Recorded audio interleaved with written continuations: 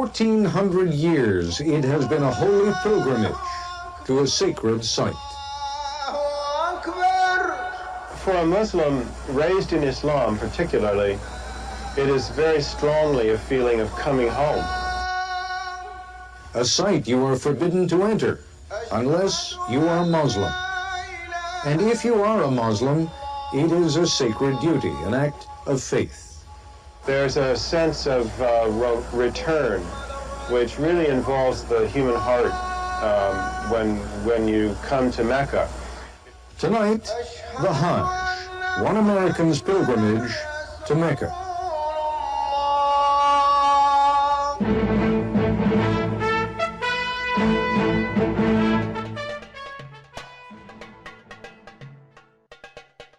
In today's episode of the ImanWire podcast.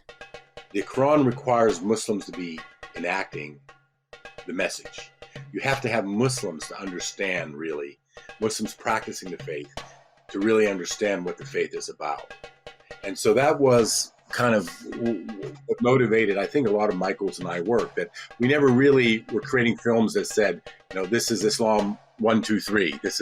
Here's the 5 pillars. Here's the this, here's the that. Here's what it means. It means this, it means that. And of course, Muslims agree on some of those issues as well. For us, it was, here's a story that is enlivening one or another important aspect of the faith.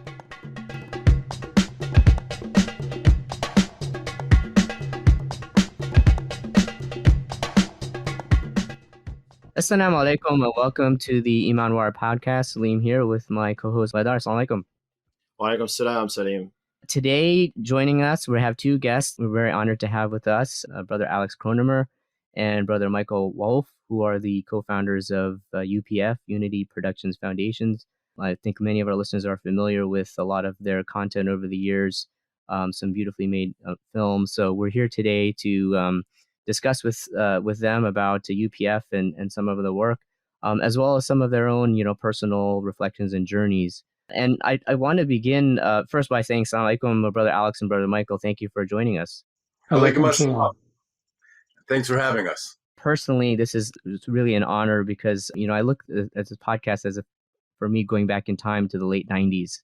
Very much part of my experience then at that time was seeing the landmark Nightline episode that Brother Michael did, which was in 1997, which was certainly affected me in many ways, not just from the quality and of the production and the impact it had on just a general discourse on Islam, and seeing that on a Nightline was a big ABC nightly program with Ted Koppel, but also for me afterwards, I saved it. I saved the recording on an old VHS tape, for those people who still remember what those were, in my VCR. And I would play it over and over again because it was a way for me to reconnect with my own experiences in the Holy Land. And I always used to use that program, trying to remember Mecca. I would always put that in, and it would sort of, help reconnect with me. So, that, as well as many of the books that, Michael Wolfe has been a part of in terms of Thousand Roads to Mecca and the Hajj, his own personal, description of his journey. All of those things were very much a part of my experience at that time, connecting and reconnecting with Hajj. And that's where I want to begin with both of you, because in your own journeys as Muslims, certainly it's interesting to see, for example, I'll start with you first, your Brother Michael. There was, you had a focus on Hajj content, if you will, very early on in your book, The Hajj, where you discuss your own personal Hajj, in your anthology or your collection of all of these travelogues in A Thousand Roads to Mecca. And then, of course, later on, moving on with that Nightline Hajj episode, which, we'll get into, more detail a little bit later. But I'd like to hear your both of your thoughts in terms of, or your reflections on the importance of Hajj in your own spiritual journey, and how it's informed your work as professionals. Well, for myself, the Hajj is the concentrated version of Islam. It gave me not just a focus, but the clearest lens that I could have as a person becoming a Muslim. I was in a mosque listening to khutbas about the Hajj when I became a Muslim, when I actually took the Shahada, when I came up from sitting by the wall and listening to actually joining the prayer line. So the Hajj has always been the key for me. And fortunately, there was a fair amount of literature. There was virtually no video or visual record of it at all. But I could read about it, and I did a lot. I made the Hajj myself to really cook Islam into me. I wasn't baked yet in a way, and the actual process of getting ready to go to Mecca and being in Mecca and being on Hajj was what did it for me. It's what brought all of the individual parts, the recipe, together. And it also gave me an opportunity, this may sound funny, but to pray 5 times a day with a lot of Muslims for an extended period. Yeah, so it was and remains, the very concentrated emblem of Islam, not just as a philosophy, but as something in which you participate. I love your analogy about, baking or bringing all the ingredients together, sort of bringing it all together, the whole message for you and for, I think, for most of us who have been able to visit the holy sites, it is such a transformative experience. Even if you've been a Muslim for 70, 80 years and finally being able to go, it's something that I think brings things together, and it gives you a perspective that that you never would have come to until visiting that the best of places. Brother Alex, how about you? You also were a part of this, I guess, late 90s Hajj zeitgeist, that was going on in media. As Michael was doing the Nightline episode, you were also part of contributing to the CNN Hajj coverage, which was like, I think, a year or two later. Listeners might remember, like Riz Khan. I think he was the one who was part of that. So that was part of your professional professional pursuits. But what about for you in terms of the meaning for you, Hajj for you in your own journey? Well, I should start by saying that as far as the media goes, Michael really opened up the Hajj for the world. When Michael did the ABC Nightline piece, it was the first time really that cameras were allowed into this experience. And it was because he did such a good job. And that the following year, the Saudi government opened up the Hajj widely to the media. And that's how I ended up going. And Michael was talking about like just sort of the beginnings, how the Hajj was sort of a beginning of spiritually journey for him. I'd already been a Muslim for several years when I then, through the Saudi government, was invited to go to the Hajj to cover it, to write about it. And what was the beginning for me and for Michael and I as partners in this work was I ended up being almost accidentally swept up by the CNN crew to become kind of an advisor while they were there, but also an on-camera commentator. And that's really what gave me the idea of making a documentary about the life of the Prophet Muhammad, peace be upon him. Because it was first of all just seeing the power of the media. Michael and I had met a few years earlier, and both of us, being converts, were and having meeting the skepticism and maybe even the hostility of some of our friends and family at that change. We're both working to try to create a better understanding of Islam and Muslims. Michael through writing, and I was a public speaker.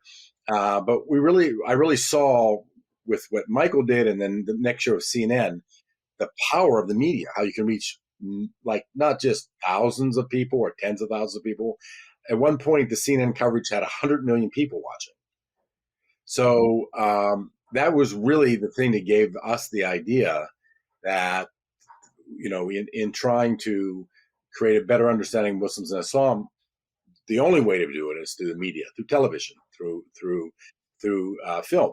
And that really launched Muhammad Legacy of a Prophet. That was our first film. And subsequent to that, last 20 years, we made 13 other major films and at least 100 small films to carry this mission forward.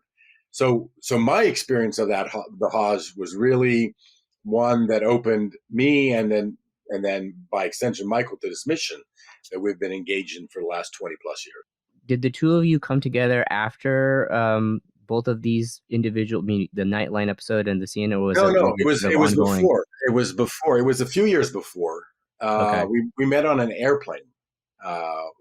Coincidentally, we both were doing different things in Saudi Arabia and happened to be sitting next to each other on the flight back, and struck up a conversation and discovered that we were both Muslims. And for me, that was amazing discovery because I thought I was the only white Muslim in the entire world.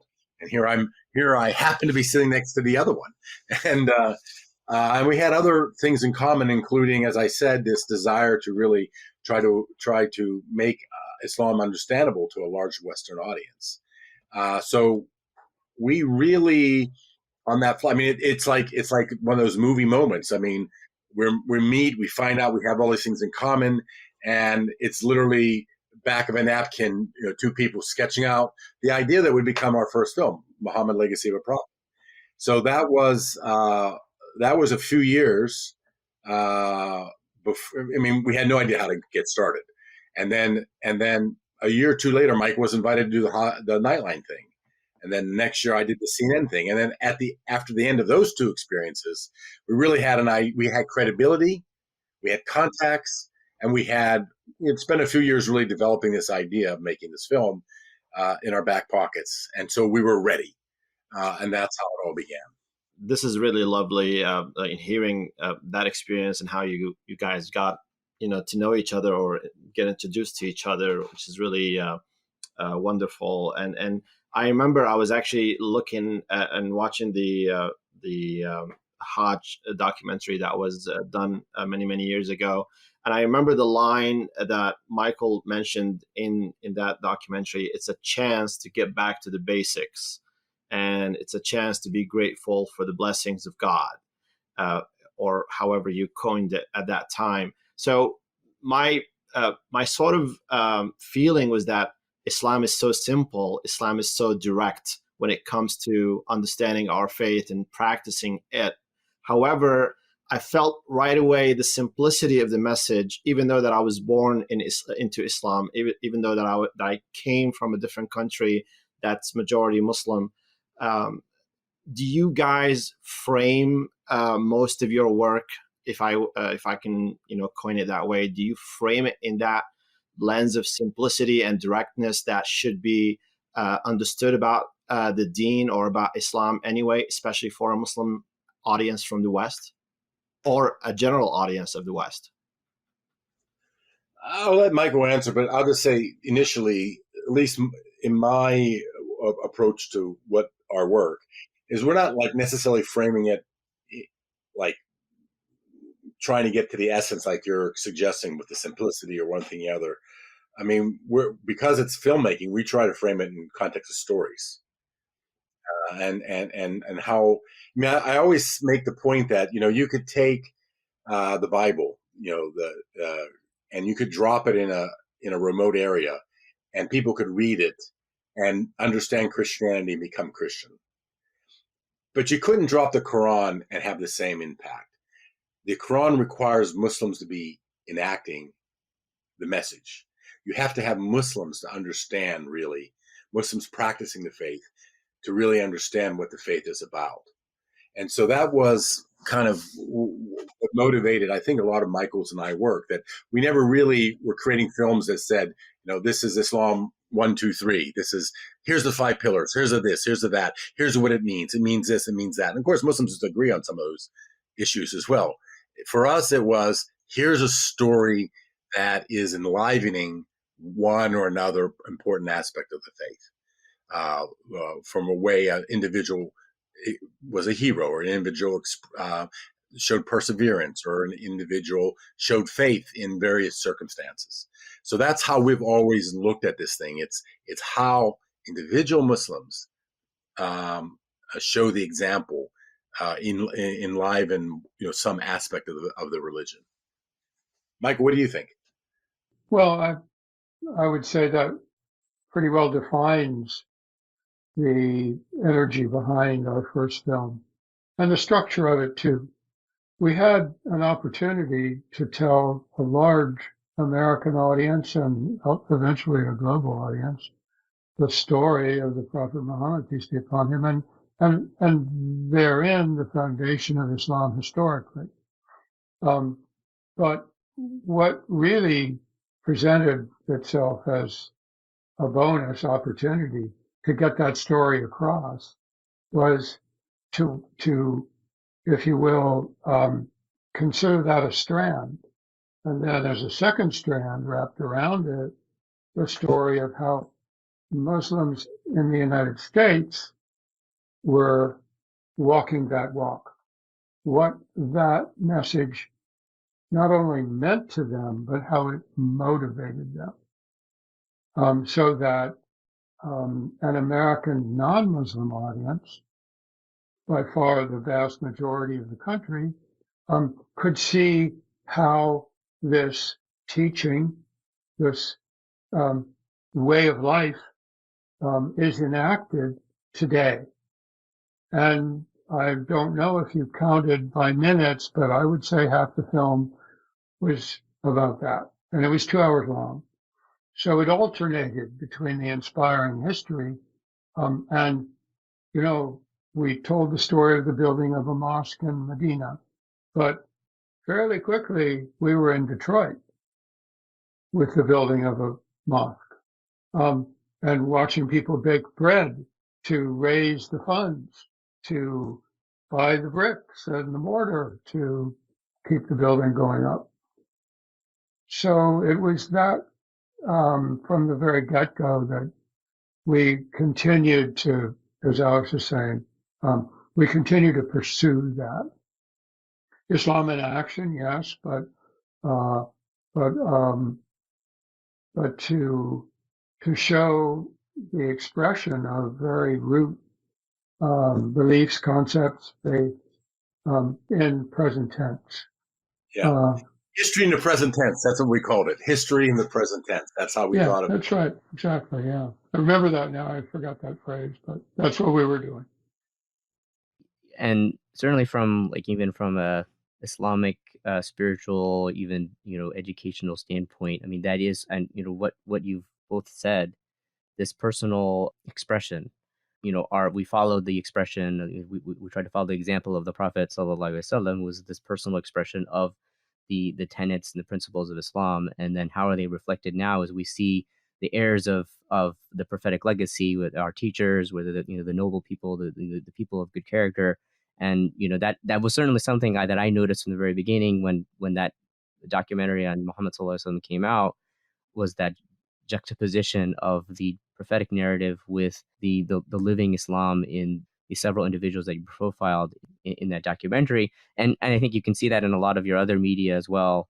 But this really goes to sort of the nature of storytelling and why the power of storytelling, that it requires this personal connection for the audience with whatever's being displayed on film. And that's usually going to be with another character in that film. It's not going to just be by some recitation of some historical facts and then it just sounds like you're a lecture and you're listening to a lecture, but you're seeing this personal embodiment of something that resonates with you.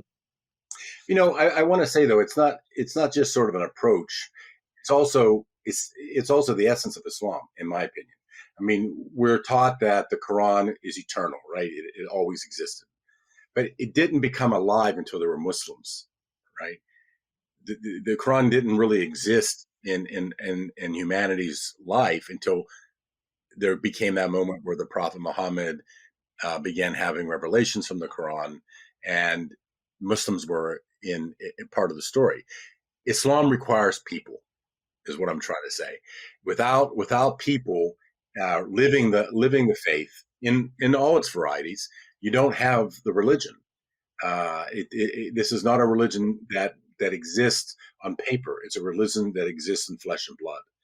And I feel like I've always felt that that's both an enormous opportunity for Muslims and also a challenge as well, because the faith, more than any other religion, the faith is judged based on how we act to others in the world, right? If we're acting in ways that are positive, supportive, as we're supposed to, the faith is judged very positively. If we're acting in ways that are negative, then the whole faith gets tarnished by that. And that's something I feel like is unique about Islam versus some of the other faiths. It's easy to, Buddhism has a certain idea of what it is.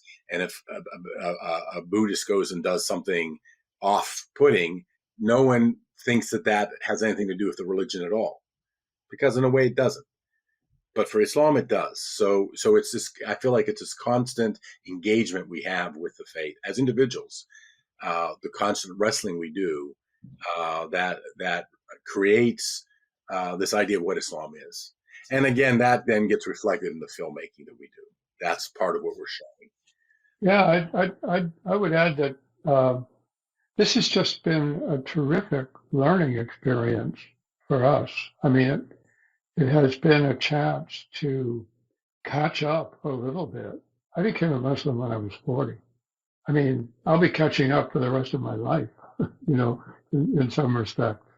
And with each new film, there's a chance to learn, or at least get close to some vast body of history and background and essence as well, that I might not be so close to if I weren't literally making something that, and here's the other part, that is going to be watched by many different types of people, many different levels of intelligence and emotion and economics and social status and station.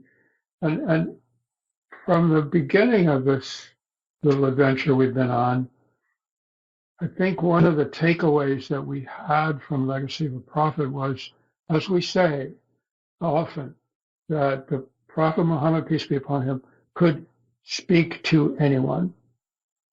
He could hit the proper level with a king or a pauper, and everyone in between.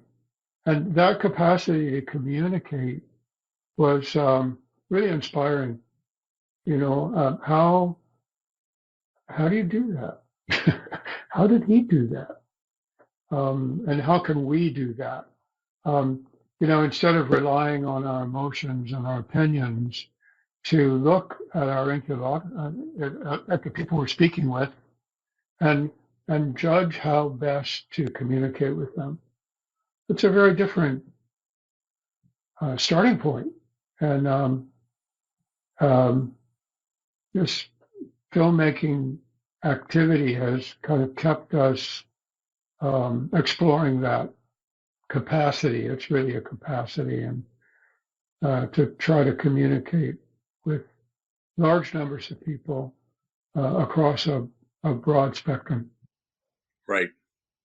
And not just believers by any means. I mean, our sort of slice of the pie is people who, on the one hand, are not haters, but on the other hand, are often not well informed. Well, not being well informed has its pluses.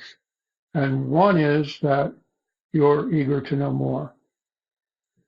And then that becomes also part of the requirement of how you tell your story, to keep people wanting to know more. Right. perhaps this is a good segue, Michael and Alex, to maybe indulge us how you guys came about with the emergence of UPF and how you have maximized on the importance of storytelling. Tell us a little bit how you, part of your story to share with us. Tell us a little bit of how you guys came about to establish UPF and how the streamline of activities that you had in the past have shaped basically the future and the present. Well, like I said earlier, we met on an airplane, totally by accident. I mean, what are the chances, right? That you sit next to somebody who's you in every way that you can. I mean, even as much as Michael's father was Jewish and his mother was Christian, my father was Jewish and my mother was Christian. Our experiences, I mean, even though we became Muslims in different ways, we actually followed similar paths. And so we met on an airplane. We decided that this was, if it's just a coincidence or more than a coincidence, it certainly suggested that we should be working together because what we had that was unique was we both were Muslims, but we both weren't raised Muslim. And therefore we had a sense of all the, and I'll speak for myself here, all the prejudices that a lot of people had against Muslims. I had many of them before I became a Muslim myself. I was in college when the Iranian hostage crisis happened. That was my first introduction to Islam. People burning the flag and taking Americans hostage was not a very good introduction to the religion. So, coming out of that, I carried every bias that anybody would have. So that when I later became a Muslim, and that's its own story, but when I later became a Muslim, and then Michael and I, some years later, were then working together, kind of understood where those fears come from, where those biases come from. They come from some place, and it isn't a place, as Michael said, of hate. It isn't a place of something evil. It's a place often of this, only getting bad news, only knowing the stereotypes, not knowing what the real story is or what other parts of the stories are. Let's say that. So that was, so that was what we talked about on that flight. And that was what we wrote down. We didn't have a name yet, Unity Productions Foundation, but we had a vision. And the vision was to create a media company that could be making films and educational materials that could begin to educate the people. Now, the biggest obstacle we faced in the beginning when we were making that film was not any enemies, was not negativity. The biggest obstacle we faced was indifference. A lot of people just really weren't that interested in knowing very much about Islam. It's a small religion in America. Even though it's really not, but anyway, that was the perception. It's far away from here. It has nothing to do with our story, American story. So there was indifference, and that was what we kept running up against. But then, when the tragic events of 9/11 happened, indifference was gone. And Michael and I, when we started this process, neither of us thought we were going to make more than one film. We were out to make, the first film and see what happened. I had a great job, and I was on just a short leave of absence. Michael also was sort of on a leave of absence from all his writing projects. But after that event, and when we saw the great need, we both took the leap to continue the work. And so that began with making films. We then began to learn that people were using the films to do outreach, do interfaith work. And so that became another major part of what we're doing. And a big part of what UPF does too is takes the films that we make and uses them for civic engagement, for interfaith, for education. I mean, all of our films have major websites that can be used and links to teaching materials that can be used by teachers and so on and so forth. And then finally, we're making films, and we're going to award ceremonies and places where other producers are. And we started realizing that, hey, we can. There's also a need to educate the creators of content that aren't just us. And so we began doing our work in Hollywood, which continues till today. where we've been working for more than 15 years with writers and researchers and producers to encourage, to help, and support telling what we like to say stories that aren't, the stories that we were encountering 15 years ago were always stories about terrorism, victims. That was all you ever saw. But trying to help people tell other stories. And if you're watching television today, I think you see many, many examples now of positive storylines, or at least nuanced storylines. There are major Muslim characters now in many television programs. Most commercials, you'll see a hijabi woman featured, just to give a sense that Islam and Muslims are part of whatever commercials trying to reach. That's also part of the American society. And we're not the only ones working to do this, but we've been working to do it for 15 years or more. And I think we're seeing some of the results of this cultural change that's happening. And again, because there isn't an inbred hostility towards Muslims in Islam. There isn't. There really just is a lack of knowledge. And so in as much as all of us can be helping to fill that gap, we'll see increasingly honest portrayals of who Muslims really are and what Islam is. Yeah, that's wonderful. Thank you so much for sharing that. Michael, when it comes to UPF and the history of production that you guys went through, mashallah, when it comes to that point that Alex mentioned about people were indifferent to Islam in the West, especially in America, or more specifically, they weren't thinking that Islam was part of the story of America or part of the story of how our Western societies were built.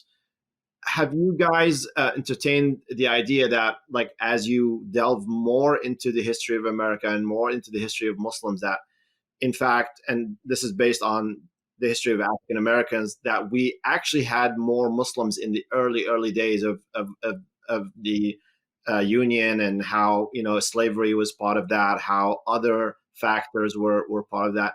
Did you feel that this was something that was more of a establishment to bank on, or was it more of a challenge in and of itself that maybe added to the indifference? Well, as a filmmaker, I saw this as a huge opportunity, because we were aware of the, shall we call it, American roots of Islam, or the roots of American Islam, going way back further than the 1960s, let's say, let alone the 1990s, going back centuries. We were aware of that. I had read Edward Curtis's early work about the Midwest 20 years ago. We knew that there were stories embedded in American history, which one by one have been emerging over the years, Jefferson's Quran, etc.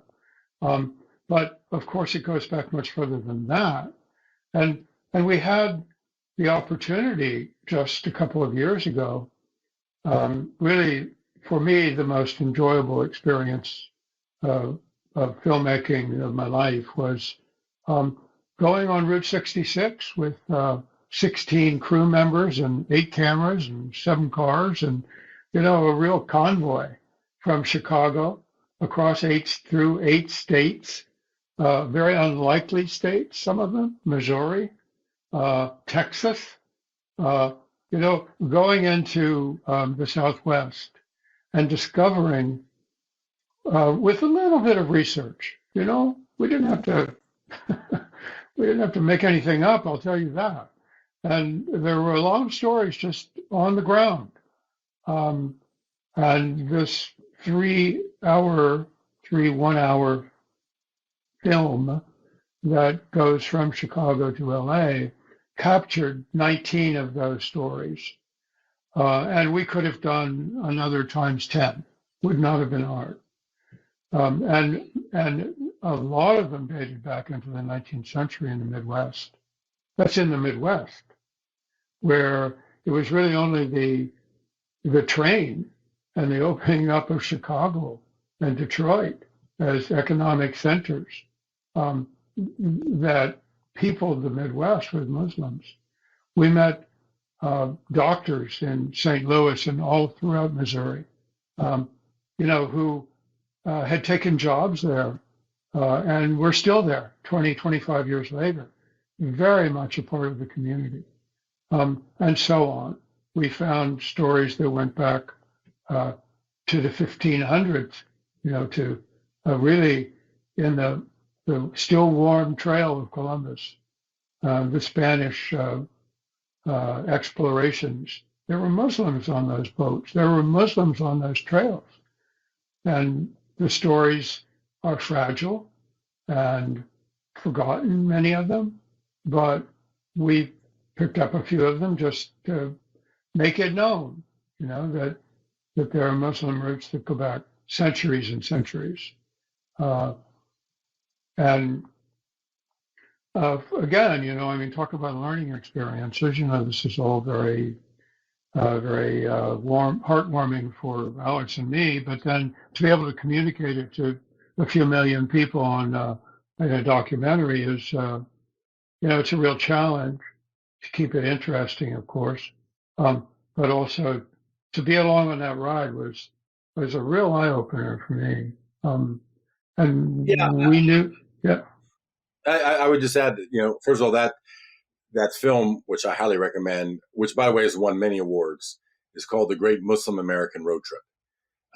And the idea of it was a Muslim couple traveling Route 66, the most American of routes.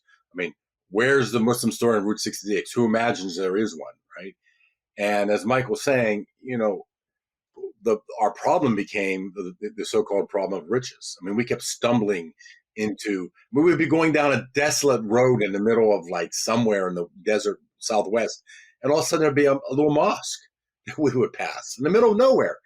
And so we began realizing, and what the film tries to suggest is the Muslim story and the American story have been one and together from the beginning. We found, as Mike was saying, evidence, in fact, a great story of a Muslim who was charting the route from Florida to across the Southwest 40 years after Columbus. So from before there was even a country known as the United States, there were Muslims.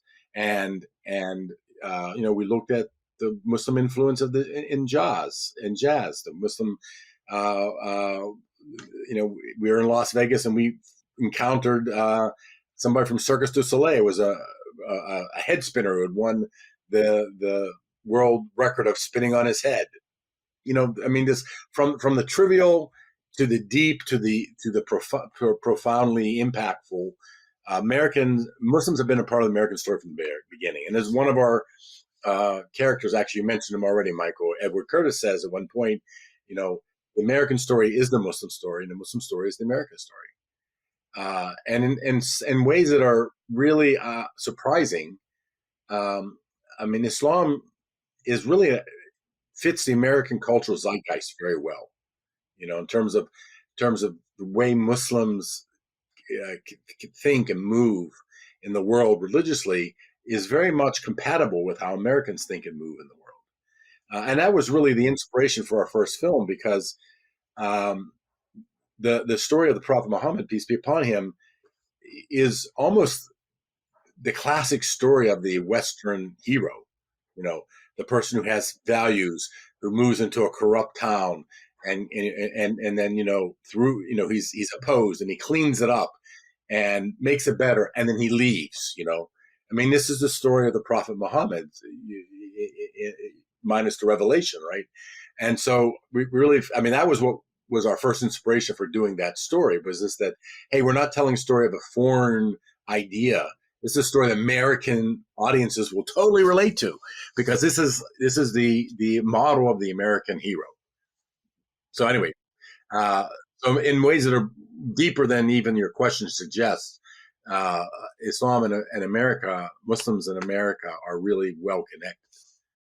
Yeah, I know, full disclosure, I used to play a lot of your films, to my Sunday school class.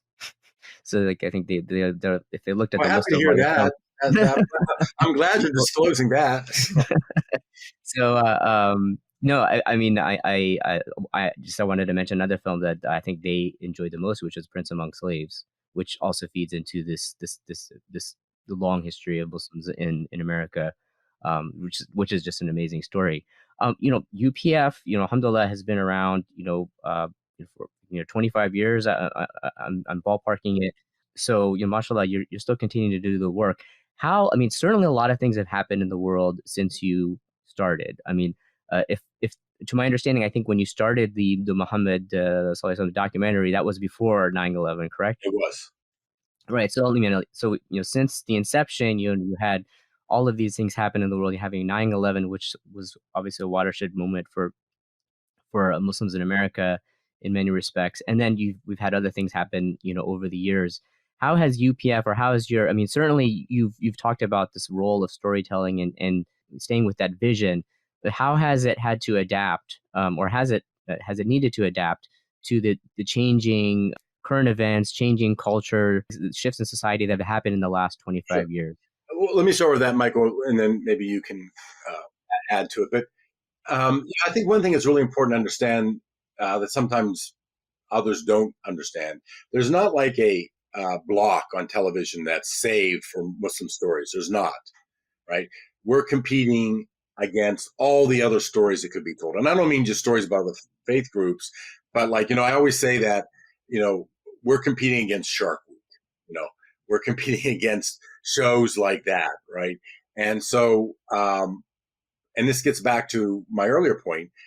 So we have to come up with stories that appeal to American audiences, first and foremost, just as entertainment, and not just because they care about Muslims, but just as entertainment, right? And one of the and I only can say this is the art of it all, which is the following. It's about 3 years from the time that you come up with an idea to the time a film gets broadcast. 3 years to raise the money, to develop the film, to shoot the film, to do post-production, and to get it eventually broadcast. It's a 3-year process. Any of us right now, if we could press a button, if we were going to make a film at the press of a button, we could press a button right now and know what film it should be and know it would get a big audience, because we know what people care about today. But the art of it really is trying to have a sensitivity to where an audience, in this case an American audience, is going to be 3 years from now. What will people be feeling? And that's not a formula. That's not something I can intellectualize. It's just a sense that you get, right? So, for example, when we were in the midst of the Iraq War, and we made a hard-hitting data film then about Muslim public opinion. We could have made another one just like that, but it was also the sense that in 3 years, just the feeling of people will want a softer story. People will want a more beautiful story than the one of war and conflict and all this stuff. And so we came up with the idea of making the film about Islamic art. And 3 years later, when that film was ready, there really was an audience for that film, and people wanted to see that film. I don't know that the American Muslim Road Trip film would have ever hit if it was out 4 years ago, 5 years ago. But we really had a sense that that there was a younger audience engaging with these issues, and so we had this idea: let's take a young couple, a fun couple. Mona Hyder, that you may know, is one of the key part of the couple that we followed, and she's a rapper star. And we felt like this is going to appeal to a younger audience, because we felt like there was a younger audience ready for it, and there was. But again, it's not a formula. It's not like something we could that we can intellectualize. It's just the sense that you have of what's next. And so our current film that we're working on, that should be broadcast, and God willing, early next year, is Islam's greatest love stories. And again, it was coming out of the fact of the deep, not only the deep divisions, but the deep mourning that people have right now and have had for the state of the world, and trying to, through telling stories, Islam's greatest love stories, finding a universal message, not a message that's telling people this is what Islam thinks or believes, but a message that can speak to anybody to help heal the hearts, the very wounded hearts that all of us have right now. And again, that doesn't come out of an intellectual formula. It just comes out of a couple years ago, just feeling where we think an audience will be by the time this film comes out. So that's my sense, Michael. Do you feel the same way? It seems I like do. I do. I do think there's another aspect to it, which is kind of retroactively. Films that we always try to make films that are evergreen. We use that word. Films that 5 years from now, 8 years from now, 10 years from now might still have meaning, be relevant, age, but age with grace, kind of, Yeah. And we found that as these crises, the first of which for us was just 9/11, as these crises arrive, the cartoon crisis, remember that one? Yeah. Various things that have occurred in Europe, in the Middle East, and here come up. And we notice a spike in the relevance and the use of a particular film or two or three of them. It just it adds to the life of the films, but also it speaks to this idea of doing a film every 2 or 3 years that is not based in news exactly, but as Alex says, tries to predict a little bit what just from where we are, where we're going to be. It is an art, but it's not an uncommon human interest. We all do it as we plan, as well as we can for our futures. We do it with our education. We do it with our work. It's a process that we go through, sometimes unconsciously, but also we try to do that. And we found that the legacy of a prophet film, for example, really conceived in 1999, aired in 2022. PBS saw reason to reissue that film in a new package 10, 12 years later. And they were right. We didn't do that. They did that. They have a streaming service that goes into 1 million classrooms in North America, crossing the Canadian border. So to have something in their library that can address situations that come up in the future is very valuable. So we try to create films that have value as time goes on.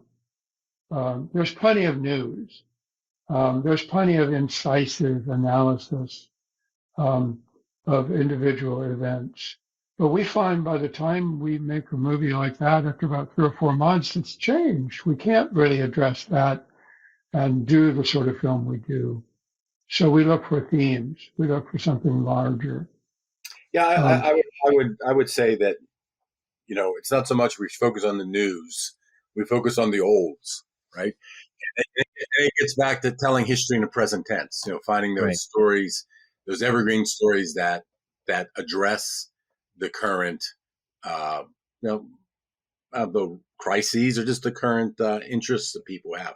Yeah, so in the same vein, as you're talking about these stories, a lot of what UPF has done over the years has been grounded in, I would say, the realm of nonfiction.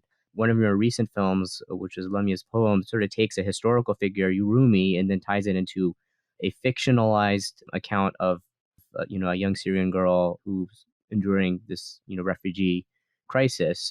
So it's like, something that is taken from the current events, but then you're tying it with a message of Rumi, which I thought is an interesting sort of turn for UPF in doing this. And it's also an animated film.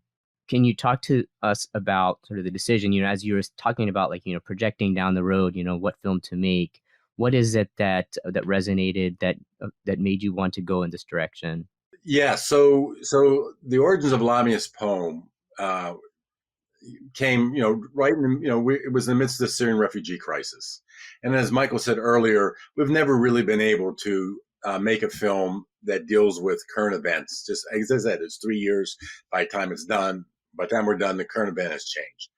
So we really were moved, we were troubled, we were looking for some way of telling that story. At the same time, we also were imagining trying to do something about Rumi. We thought, Rumi is the most popular poet in America. So what will we do? So, I mean, we were thinking in both cases about a documentary of one thing or another. And then Michael, so we're having this conversation back and forth, and Michael passed on to me an article he had stumbled upon about a group of Syrian refugees reading Rumi in a park in Athens, I think it was. And I really didn't know that much about Rumi at that point, other than the very top level things. And I had a hard time understanding or imagining why a group of refugees who'd gone through all these terrible things would be reading the so-called poet of love in a park.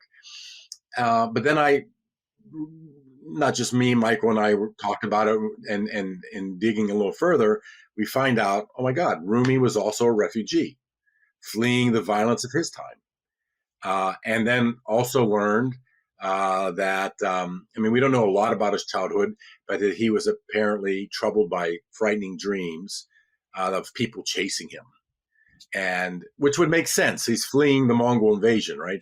But his father gave him a different way of looking at it. It said, well, maybe it's not bad guys chasing you. Maybe it's people who need you, who are chasing you, or coming to you. And all of a sudden, it was sort of like, again, one of those moments, just felt like, well, wow, these refugees obviously needed Rumi.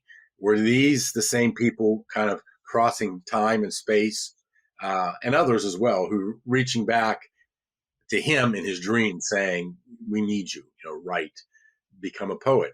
So that became the seeds of the idea that eventually got developed into the story, as you may know, of a 12-year-old Syrian refugee girl who's escaping from Syria. She's given a book of Rumi's poetry that becomes a magical gateway where she meets Rumi when he's a boy fleeing the violence of his time, and she helps him write the poem that 800 years later saves her life. That became the idea of the film. And once we kind of had that as the sense of what we were doing, and we realized that the best vehicle for telling that story was animation. There's a lot of fantasy elements to it. They have a shared dream world. We also felt like it would be, again, trying to look ahead. We saw the rise of adult-oriented animation not just for kids. That was a growing thing. So we felt like there would be an audience. In this case, our timing was off in the sense that COVID happened. So our theatrical release that was supposed to happen was canceled because of COVID. So one of the things that we're doing, and I just say this to your audience, one of the things that we're trying to do right now is mount our own kind of theatrical release now, having screenings throughout the country. And so if anyone in your audience is interested in hosting a screening, we're providing the film for free. It can be used for educational purposes. It can be used if you're doing a fundraiser to bring people in. I have to say it's a beautiful film. We work with a great animation team in Canada. And anyway, highly recommended to this audience. And all you have to do is go to upf.tv and contact us, and we can help you make it happen. Yeah, this is really wonderful, and thank you, Alice, for running us through the story synopsis. This is especially. I mean, I watched the movie, and I come from Syrian background as well, and it really touched me on so many levels. It's full of metaphors. It's full of wonderful messages, and the way that you connected, especially utilizing the poetry lines of Rumi into the story of Lamya, and how she navigated the monsters of the world, as one of the lines mentioned. It was really, really beautiful and really speaks a lot to our contemporary crisis spiritually. And I wanted to pivot back to you, Michael. What sort of other lines of inspiration did you think of? Because I noticed also in the movie that I'm not sure if this was part of the fictional storyline or not, but I noticed also that Rumi's dad told him, well, we are fleeing, why don't we just go to Hajj? So how was that connected technically to your origin of how you wanted to connect to the true I guess culmination of all Islam, like how I'm just trying to read into it. Yes, but I yes, don't of want to read course. into it much. We call it our come to Hajj moment in the movie, because it's literally Dad is standing there in front of a very depressed group of people who are just worn down with fleeing, and he gets an idea. You're not that far from Mecca suddenly. So instead of running, why don't you see yourself as pilgrims? Instead of in flight, refugees in flight, let's be pilgrims and have a goal and go someplace. Not that far. And so they do. And it becomes the come to Mecca moment in the movie. And it's where everything turns around. It inspires Lamya too, to do something in the midst of your flight. She begins to teach. She begins to read. She begins to hang out with a little boy who's got some problems, and just finds ways in a daily fashion to make a difference. And of course, it also then becomes a vehicle for us to use the Rumi literature, because she's a born teacher. So, it's a way to carry that theme further. Yeah, I mean, we're not just on pilgrimage when we're going to Mecca, is the idea. It's all a pilgrimage, thank you. And Mecca is a reminder. That was beautifully coined, and I really want to thank you guys for this. One other last thing I wanted to mention, Alex, also the beautiful gesture of having young Rumi plant the flute. That was maybe of a. I'm trying to also imagine that art is a way of trying to be or trying to cultivate a refuge, if you will, in and of itself, for those who are battered, for those who are fleeing the very harsh realities.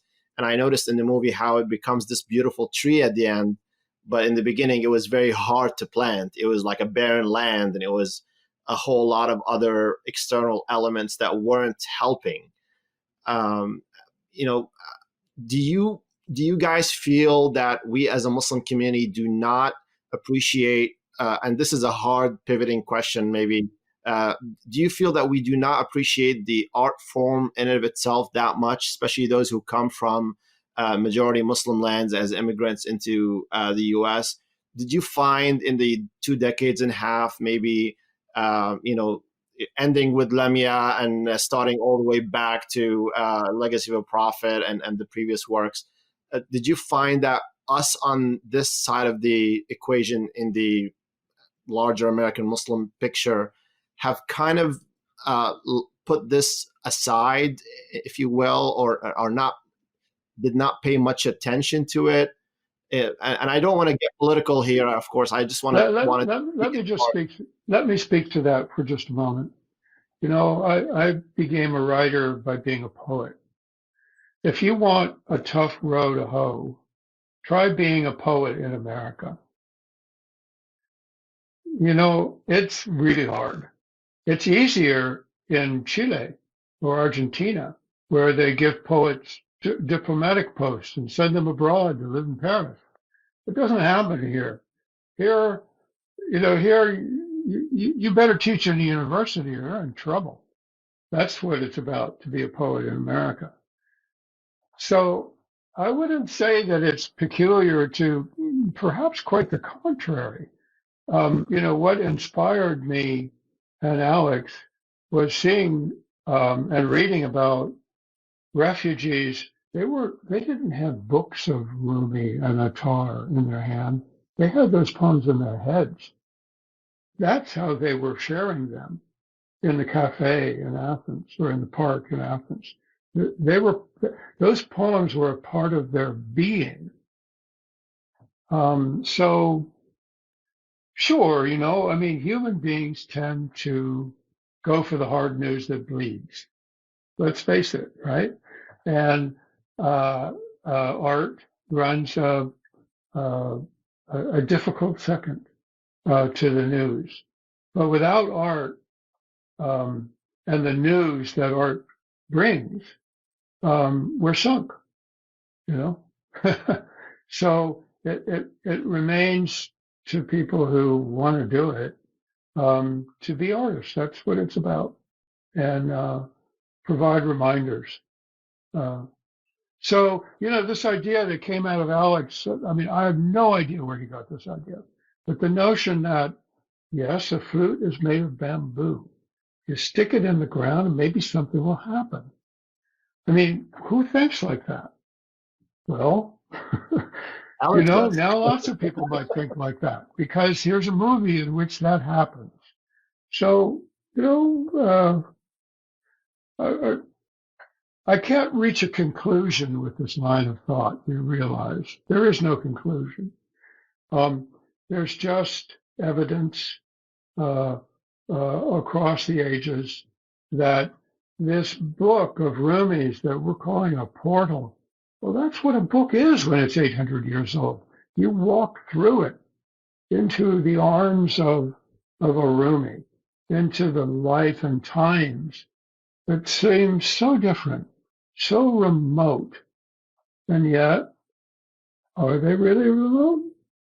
What's the structure here? What's the parallel experience? Being a human being hasn't changed that much. Our toys have changed, our electricity, our way of laboring. Lots of things have changed, but they're also parallel experiences. And I would say the Rumi Lamya connection is a pretty good example of it. Yeah, I would give I'll give a poetic and a prosaic answer. So the poetic answer is, in the film, Rumi's trying to plant the flute, which represents his work. And he can't. It takes Lamya, who needs it, who plants it, and then it stays. And then it begins to flower, representing the work that comes. So there's this relationship between the artist and the audience that's being evoked here. And then when Lamya is, the metaphor when she's in the dream world and she's stuck in the tendrils and she's becoming evil herself, is that it's her soul's darkening, right? And she's ripping the pages of the book. She's so frustrated. And in the other world, Rumi is writing the poems that are filling that book. And can he create enough poems to finally reach her? And he does. So it's the needs of the audience, the needs of the person that really fuels the work of the writer. And there's really some kind of magical, mystical, spiritual relationship that exists that crosses time and space between the creator and the people who that person is speaking to. So the poetic answer to your question is there is among Muslims obviously this need, American Muslims, because that's the question you had, or we wouldn't be able to do the work, right? So that does exist.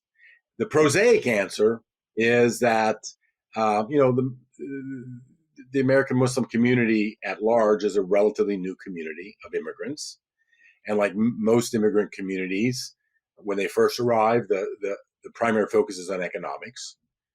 And so there's a sense of, art is not something that's important. What's important is money. What's important is establishing ourselves. But we have this, one of the things that Michael and I are now talking about trying to look ahead. When we started out 25 years ago, we looked through the writers list of all the writers in the Writers Guild, 10,000. There were no recognizable Muslim names. As far as we knew, 25 years ago, there were 3 Muslims working in the media: Michael, myself, and one other person. That was it. And what we're trying to do now, as we are kind of like aging, and we've been doing this work for 25 years, we're trying now to support young Muslims, emerging filmmakers, to become part of the filmmaking community. We're doing that by supporting some individuals to make short films. We're planning on doing a lot of work in 2025 to really try to launch the careers because today there's this generation that was very set on money, and maybe even their children. They're now the third generation are, in a sense, somewhat free of those concerns or those preoccupations, and are now looking at taking a role in creating culture in America. And so we want to help that process along.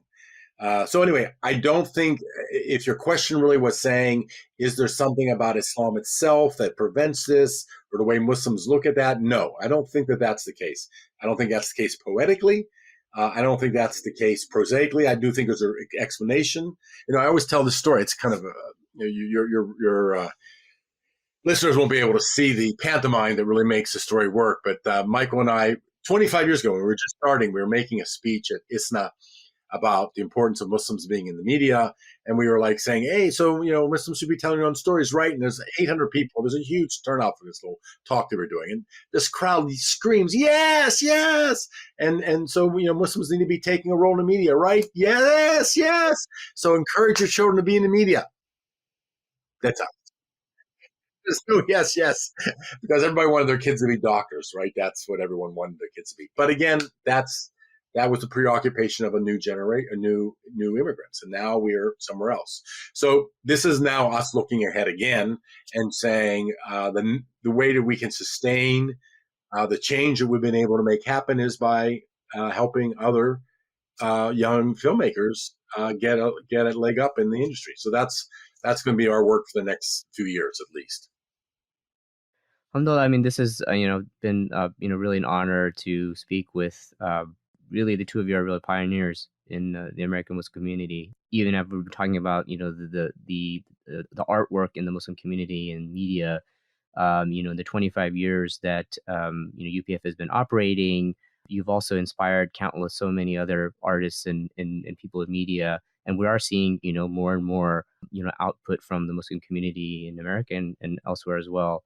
And just like Rumi, I think you were planting a seed that eventually was able to bear fruit, inshallah. So I want to thank both of you, CD Alex and Michael, for joining us, your reflections, as well as discussing the important work that you've done at UPF, and inshallah continue at UPF. If you go to their website upf.tv, you'll see more information, as well as their other films, and we encourage you to check that out as well. I'm so happy to know about ImanWire. I listened to Diffuse Congruence, I think it's called, right? Is it? Yes, Diffuse Congruence. Yeah. Yes. And there are just a handful of you, and you guys are doing a terrific job. I got to say, I'm going to become a listener. Thank you. Oh, Jazakallah khair. Yeah, really. It's very important, and I'm happy to see you're as good as you are. I mean, to hear that from you is quite amazing, because I without exaggeration, as I said, I literally have that Nightline episode, still the VHS tape, and I still revisit it from time to time. Apropos, I think, because we started the show about Hajj, and then even talking about Lamya's poem, and it also has this connection with Hajj, this beautiful symmetry, which I think is reflected in the thought and care that the two of you have put into UPF and all your efforts, and may Allah reward both of you and preserve you and bless you and your families. Thank you. I wanted to close also by saying it's been a tremendous honor speaking to you two gentlemen, and really appreciate all the work that you've put ahead. I wanted to share one last quote from Lamya's poem, the movie. I actually paused the movie just to kind of write it down because I thought it was wonderful, and it speaks a lot about UPF and what you guys have been doing over these 2.5 decades. So it goes a little something like this: you have an unseen door in your essence. It opens to an ocean of light, limitless. It carries you throughout time and space and connects you to the entire universe. So I felt that was very beautiful. Of course, there's also the heartbreaking quote of sometimes the world keeps breaking your heart until it opens. That was also a very beautiful quote from Lamya's poem, and I really encourage everyone in our audience to bring that movie to their community. It's really great for young and old. So really want to thank you again for your tremendous contribution, and may Allah accept from you and reward you. And it's been, again, a tremendous honor. Thank you again. Assalamu alaikum. Thank you. Alaikum assalam. It's been a real pleasure to talk to you all. Thank you very much. What a pleasure. And for all our listeners, be sure to subscribe to the podcast, share it with friends and family. And until then, see you in the next episode. Assalamu alaikum. Peace be unto you.